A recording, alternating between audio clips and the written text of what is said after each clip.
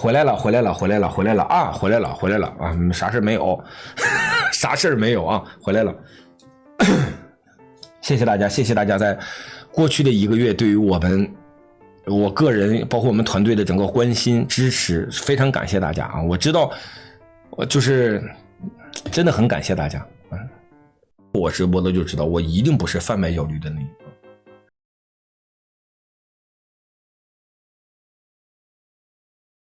Welcome to Toxic Brief, China Decoded, where conscience speaks louder than censorship.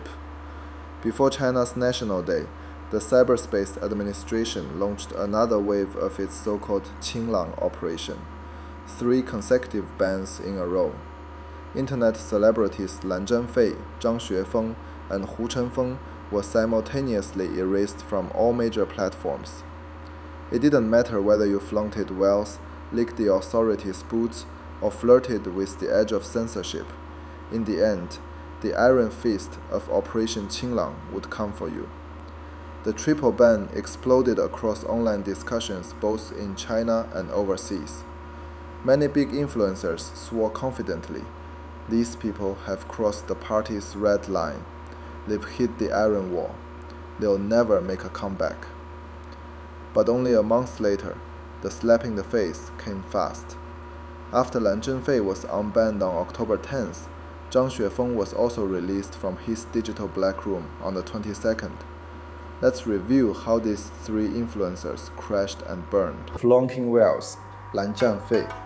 This guy, Lan Zhanfei, born in 1992 in Guangdong, used to be a top League of Legends player and a captain of the Ace team. Later, he became a superstar on streaming platforms like Douyu and Panda TV, amassing more than 20 million fans. In 2023, he toured China.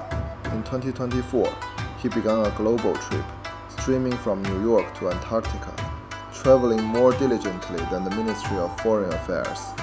Each ad deal earned him about 1.5 million yuan, and he drove supercars worth tens of millions. But one day, his mouth moved faster than his brain. During a live stream, he bragged, "Having 9 digits in the bank is nothing. My world tour cost 2 million, just the interest." He instantly went viral, for all the wrong reasons. In an economic downturn where people struggle to make ends meet, his arrogance made him a professional hatred magnet. A few days later, the platform swung its axe, banned. The public speculated. Was it because he angered the poor, violated ad regulations, or failed to pay taxes? Lan defended himself online, saying, "I said this long ago, why dig it up now?" To sum it up in one line, no matter how rich you are, watch your mouth. 中国有一句话叫闷声大发财，我觉得什么话也不用，这是最好的。 Kneeling to power, Zhang Xuefeng. Zhang Xuefeng's story is a textbook Chinese-style black comedy. A man who once made his living by talking, a so-called college elimination mentor, somehow reinvented himself as a miniature nationalist warrior. He shouted online, "The day we take Taiwan, I'll invest 50 million yuan, at least 100 million. Our generation will surely achieve national reunification." But the moment he finished pledging his patriotic fortune, the platform booted him off the stage in a split second. The drama was even more exciting than his anxiety-fueling live streams for students. In short, Zhang Xuefeng tried to transform himself from a sensational internet lecturer into a self-styled national strategist. But that career path is already overcrowded. Fudan University trains the real ones. First came Wang Huning, then Zhang Weiwei. How could an uncredentialed amateur squeeze in? So his downfall was only a matter of time. He once gained fame by belittling liberal arts students. His journalism is useless mantra brought him millions of clicks. Now he had switched to chest thumping about geopolitics at the Taiwan Strait, pretending to be a foreign ministry spokesman. The problem is, you're just an education broker.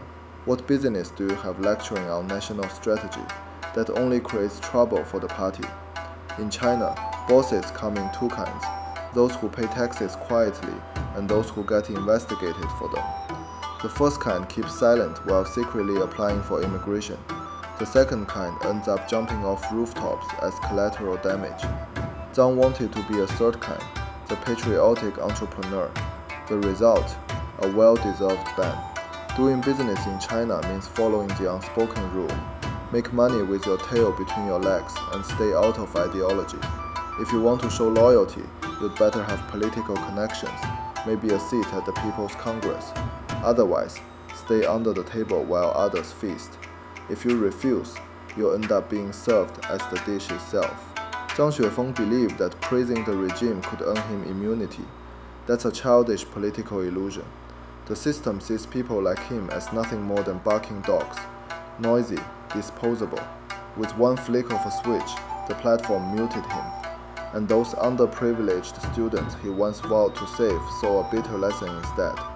Their beloved teacher Zhang could teach how to choose a university, but not how to read the political weather. His tragedy lies not in saying the wrong thing, but in never realizing what he actually is. He's not a thinker, not a reformer, not even a patriot, just a content merchant fed by algorithms.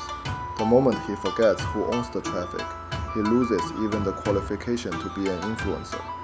So when people say Zhang asked for the hammer, they aren't exaggerating.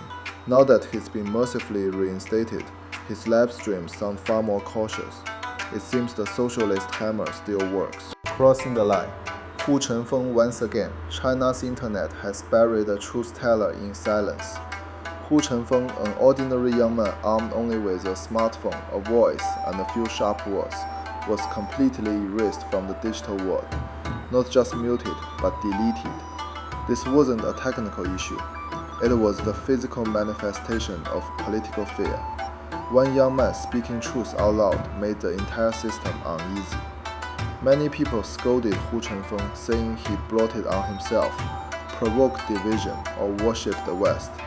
But that, precisely, exposes the sickness of this society. The moment someone speaks outside the official narrative, they are immediately branded with every possible label. Who decided that only shouting patriotism or positive energy counts as correct speech? Why must a blogger who questions domestic products or mocks systemic absurdities be treated as an agent of hostile forces? That's not public management, that's digital slaughter. Of course, Hu Chenfeng could be impulsive and arrogant. His debate about Apple users versus Android users offended some people. But I think he was an intelligent young man, just not yet mature. And immaturity is the price of being young, the necessary path to growth.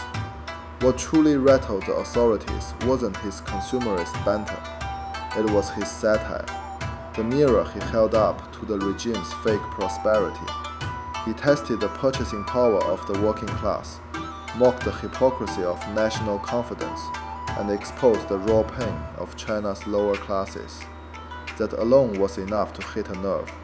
Some said he was banned because he set a bad example.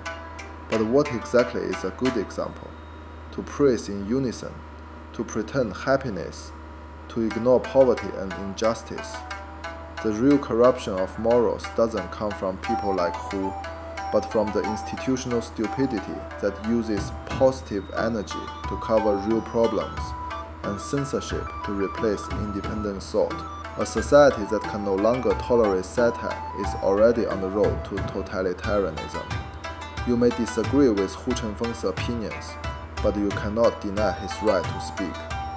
You may argue against his words, but you cannot erase his existence. When only one voice remains in public space, when deletion replaces debate, even those applauding today will realize they are next in line for purification. Let's not forget, Hu Chenfeng was not a politician or a rebel. He was just a comedian with a conscience. And still, the state machinery felt compelled to erase him completely. The reason is simple. He refused to kneel. Banning Hu Chenfeng won't make China cleaner. It only makes the air thinner. The real filth doesn't live in a blogger's words, but in a power system terrified of questions. And the cost of silence is that one day, we'll all be forced to keep our eyes wide open and say nothing. So today's Hu Chenfeng is just one deleted account. Tomorrow's Hu Chenfeng could be anyone who dares to say no. 你想说什么？我想说，你认为习他是一个独裁者吗？这种人严重违反直播规范啊！这种人严重违反直播规范，我第一时间给他挂掉。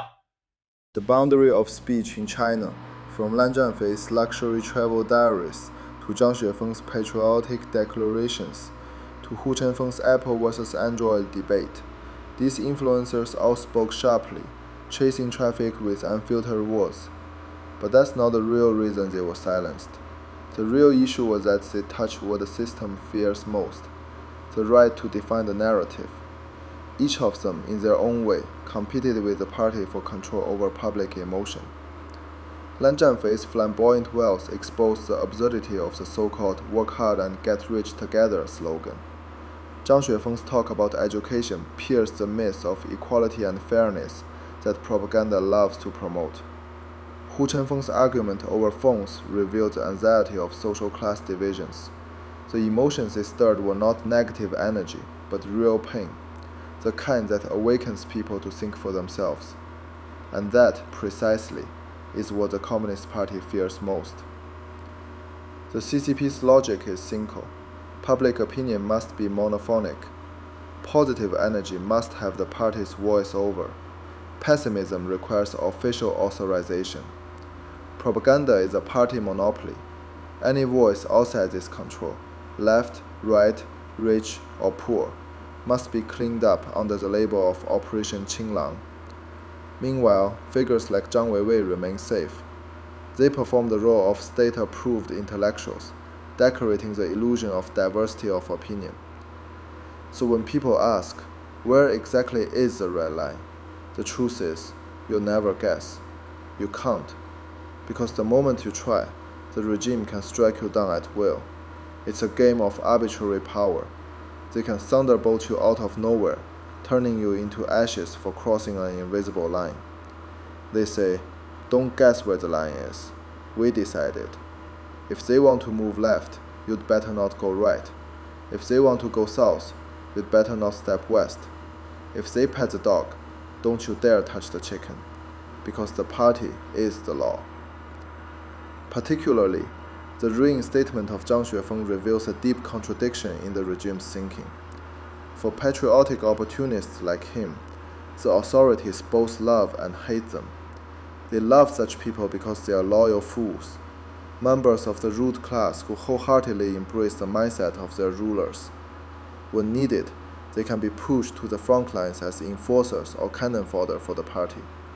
But they also hate them, because loyalty without intelligence is dangerous. These people never grasp the supreme leader's intention, always eager to seize the microphone, to compete for the spotlight. And in China, all spotlights belong to one man, Xi Jinping. So every once in a while, these self-proclaimed patriots must be punished, not destroyed, just reminded who's boss. Zhang Xuefeng once boasted he'd donate 100 million yuan for national reunification. Fine, the party will remember that. It remembers everything. And someday, it will make sure that every yuan he earns will indeed go back to the motherland.